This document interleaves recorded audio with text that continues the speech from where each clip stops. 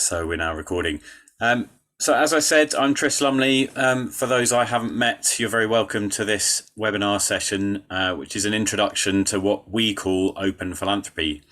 So I'm going to talk a little bit about the need we feel for Open Philanthropy, what we mean by that, what Open Philanthropy represents to NPC, how we think it can change and transform philanthropic practices, and also the exciting work that we've done already in our first Open Philanthropy Fund, which has focused on financial hardship in the UK and has been running over the last year.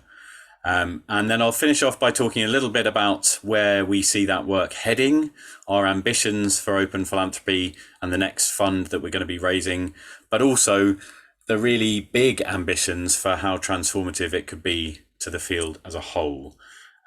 So we will ensure that we get you out by past, just a quick session, but there'll be time for Q&A at the end, and do jump in, make sure you're able to share your points. So first of all, why does philanthropy need openness?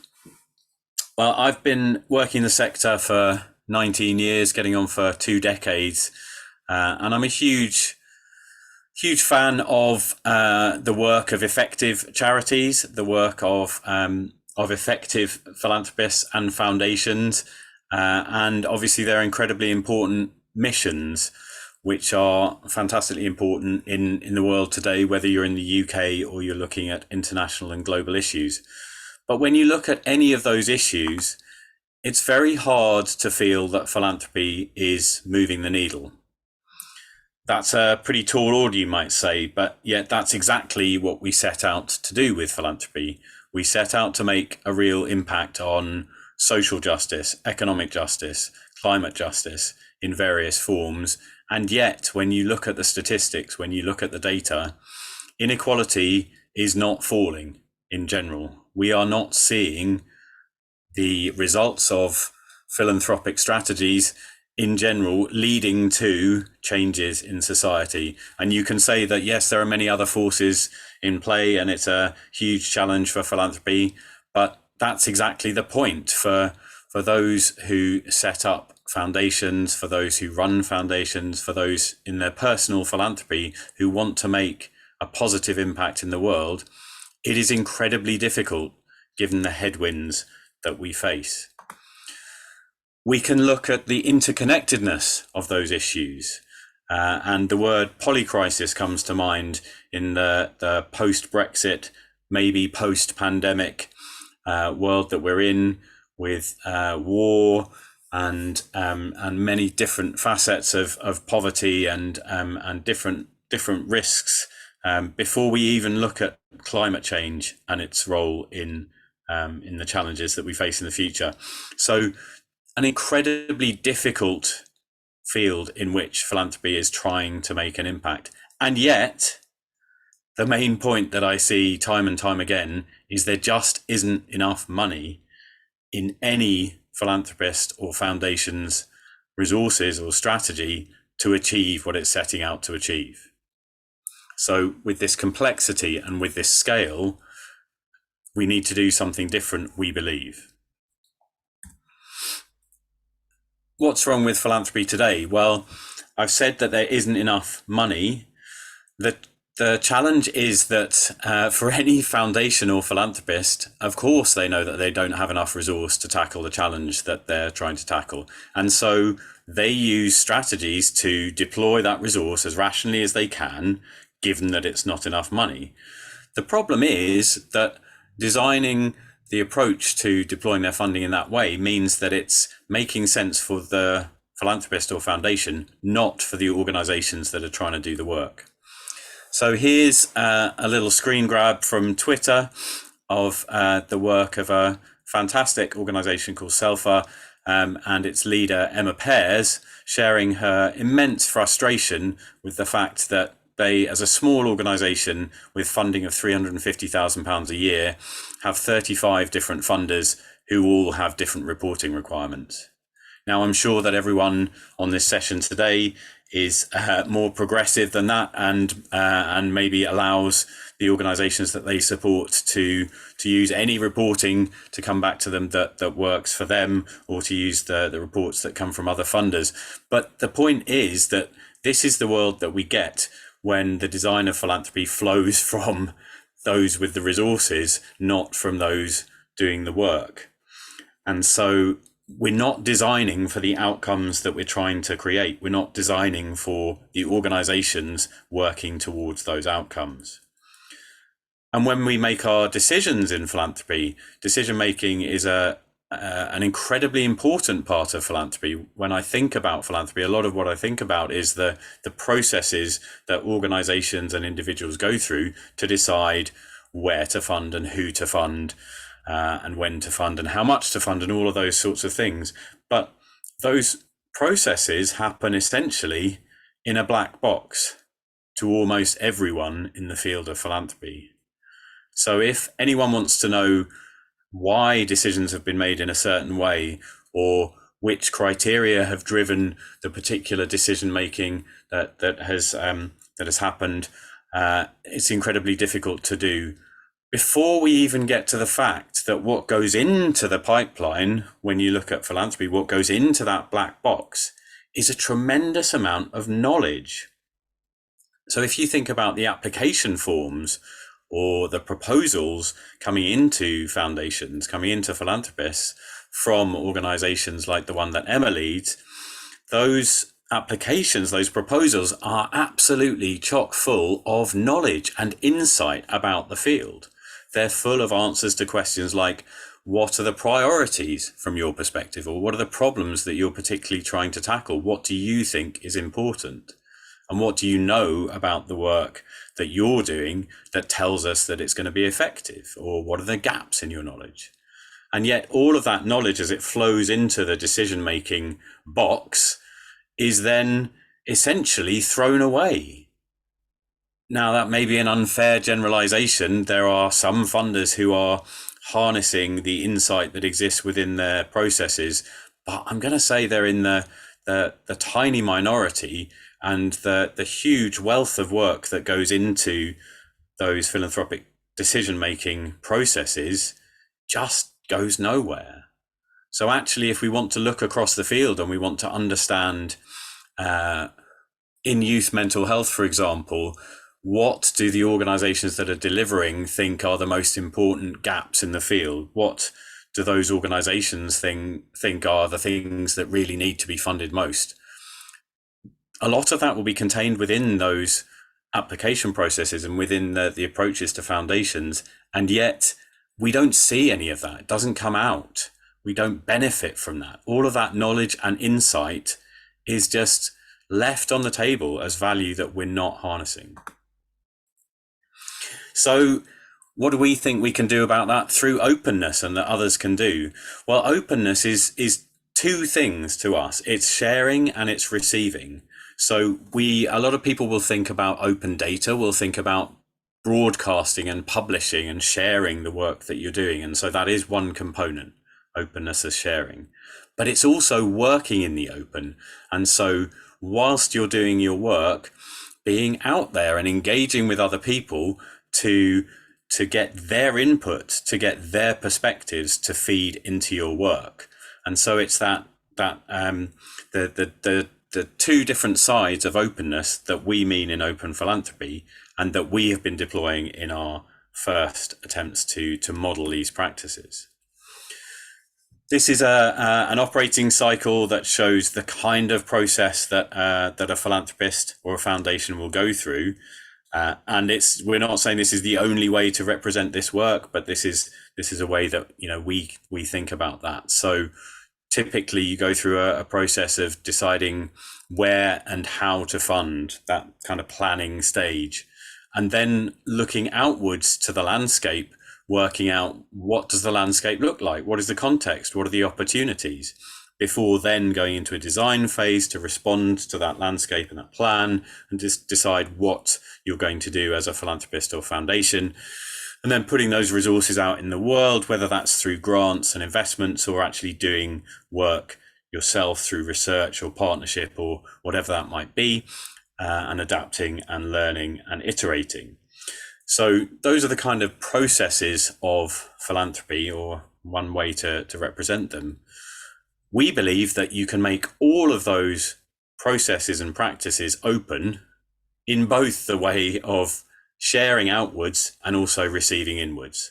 And so each step along that process can be iterative and a little cycle where you start to share something outwards, but then receive input and insight inwards, and iterate, and so therefore do your work not inside the four walls of a foundation itself, but in the field, so to speak. And what could all of that result in? Maybe this is too much into the geekery of what an open sector could look like for some people's taste, but what I wanted to demonstrate with this is that it can mean an awful lot of different things in terms of openness. And actually, that's really exciting, because it means that we don't have to completely transform all of the work of all foundations in order to start to access some of the benefits of openness, because we can take aspects of that work and start to make it open. So let's pick on strategies. Pretty much all foundations will have a strategy. A lot of philanthropists will, maybe some are in the process of developing that strategy. Usually that strategy is developed in quite a sort of closed way, maybe consulting with people, maybe reaching out to an extent. But those strategies could be developed on a spectrum from consultative all the way through to fully collective strategies that you're inviting the whole field to shape together. And there are places in between on that spectrum. So you can do your work on your own strategy without inviting everyone to join in, but you can share it so that other people know what you're doing.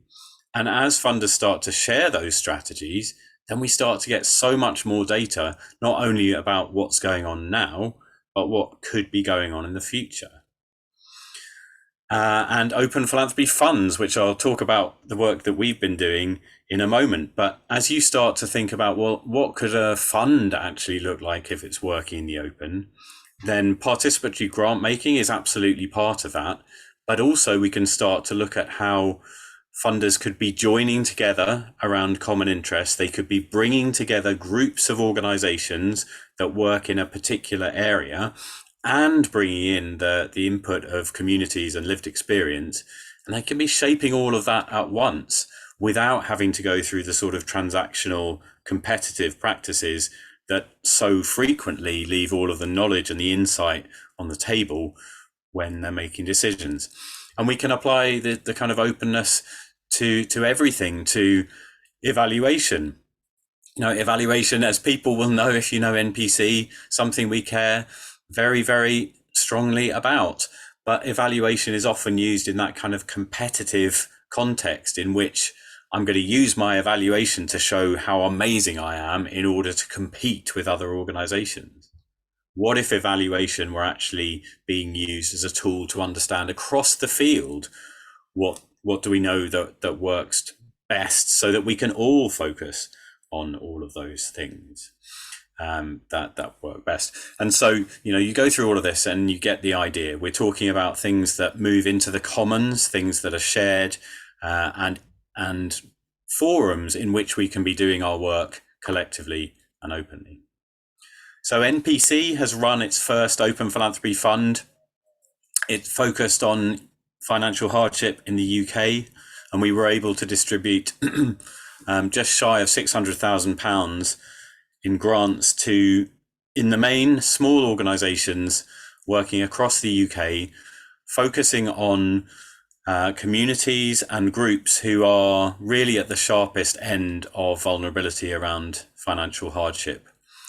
We did that by bringing together multi-stakeholder panels made up from people with lived experience of financial hardship and practitioner experience, so people working in charities, as well as people working on the funding side, to come together to design, shape, and actually to manage the fund, to make the decisions themselves And you see here the sketchnoting, the output from one of the panels where people came together to start thinking about what are the things that will guide how we allocate the funding and we make those decisions. And so, yeah, it's participatory grant making, but it has funders and practitioners and communities alongside each other on an equal basis, and going all the way through from shaping the fund to making those decisions. That's a little timeline of the work that we've done over the last 18 months. Give you a little idea of what we've been doing there. And where are we heading? Well, we want to raise a next fund. We want to do that not just, well, for two reasons. Because we believe that an open approach to philanthropy can have such a benefit, we want to do that work as much as we can, and we want to apply these techniques in practice. And we want to do that through a youth climate fund next. But also, we want to develop the techniques that we've been trying out and experimenting with in the first fund, and we want to take those further. We want to see if we can work more openly earlier on in the fund, and so we can shape that more collectively and be as transparent, working the open as much as possible all the way through that fund. So it's two things. We're trying to demonstrate and develop these practices and learn from them and share that learning by actually doing something very practical and concrete. And what we hope is that the kind of impact of that work can be some really significant transformation in the fields in which we're operating. And maybe this is a lot to bite off for the next fund, but this is what we're aiming towards.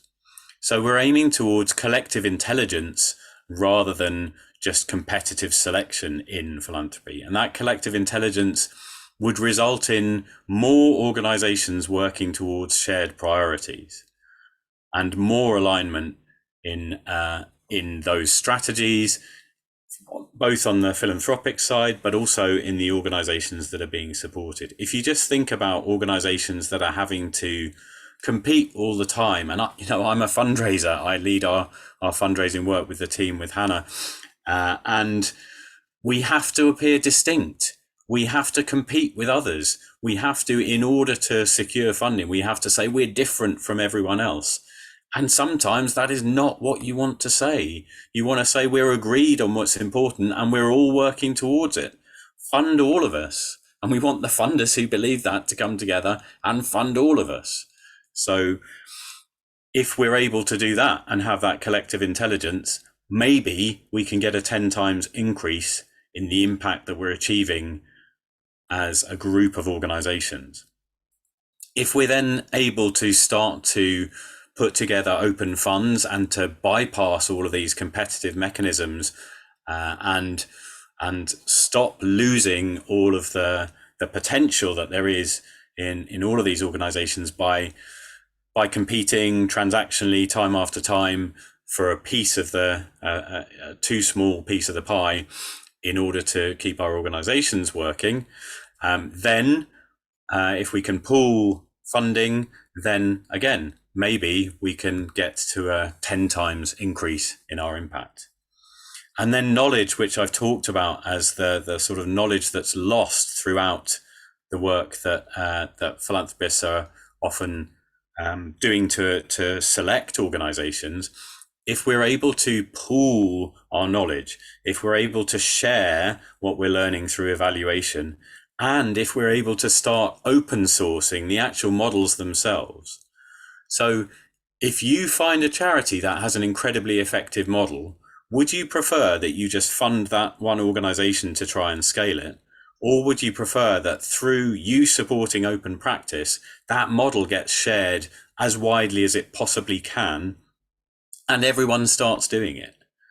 I know which one I think is the most likely to succeed based on what I've seen of organizational scaling over the last 20 years.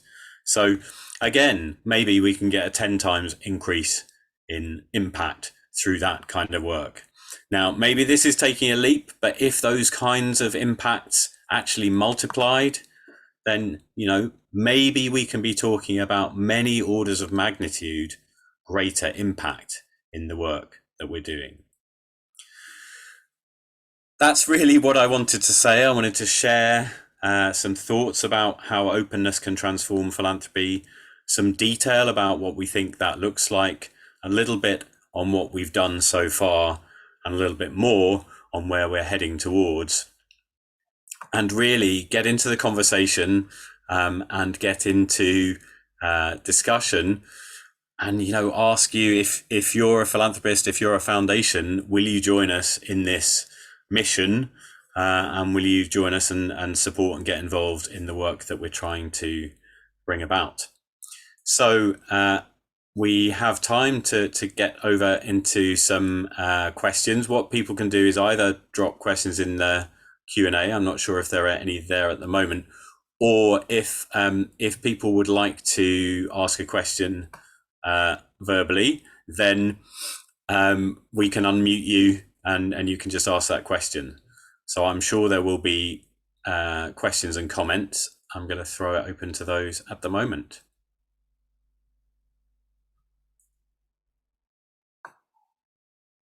Do we have any questions in the Q&A?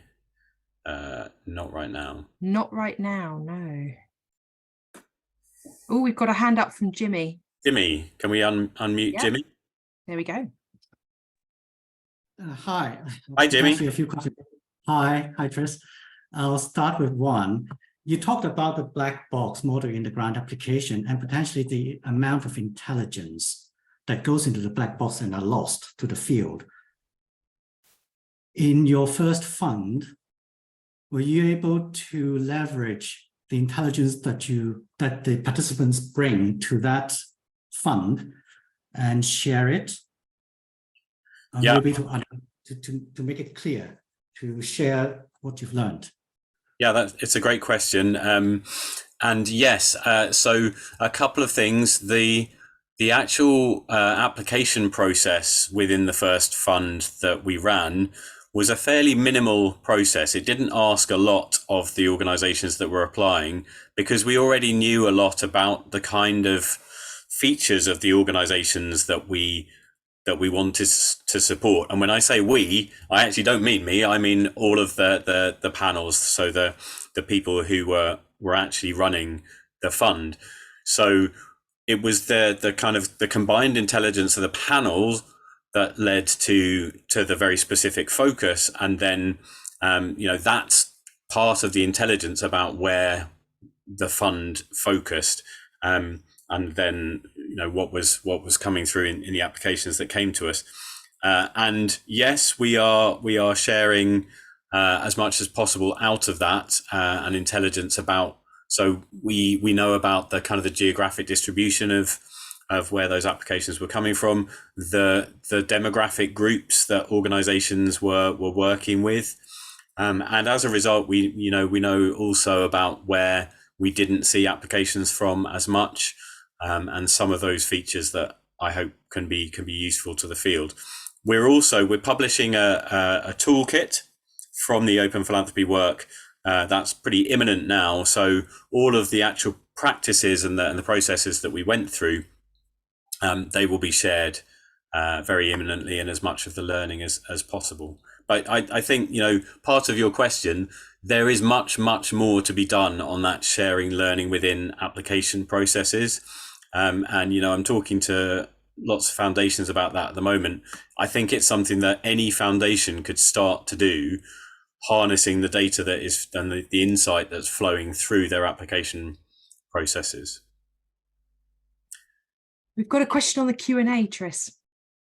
Fab. Let me click on that. So how we support holders of wealth and capital from the private sector to accept less information from grantees than they're used to in their professional life. I mean, I'd be very interested to know thoughts from those who are maybe from the finance sector on that as well. But I think, there's an education process that is, I think, part of that.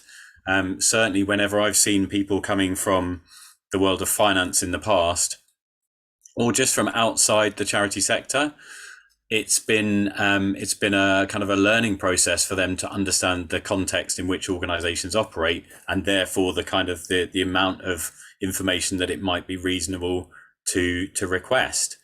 I've also got to say that NPC used to do incredibly in-depth due diligence and publish that on, we used to call them charity long notes.